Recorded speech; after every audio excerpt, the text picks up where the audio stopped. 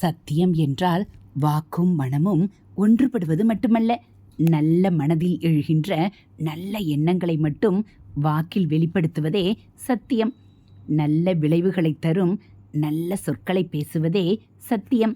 தர்மம், நீதி ஆகிய குணங்களை கொண்டவனே பண்புடையவன். எந்த சூழலிலும் தர்மத்தை பின்பற்றுபவனே உயர்ந்த மனிதன். சமூக சேவை எண்ணம் கொண்டவர்கள் குடும்பத்தையும் கடமையுணர்வோடு பாதுகாக்க வேண்டும். இறைவனை எண்ணி செய்யும் செயல்கள் எளிதாக நிறைவேறும். வழிபாட்டிற்கான பலன் நிச்சயம் நம்மை தேடி வரும்.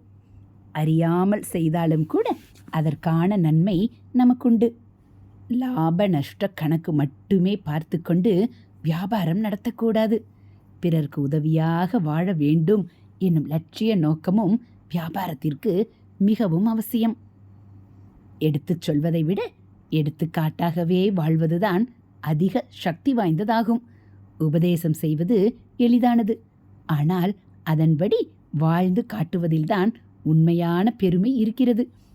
ஹரஹர சங்கர, ஜெய ஜெய சங்கர. ஹரஹர சங்கர, ஜெய ஜெய சங்கர. மகா பெரியவா சரணம்.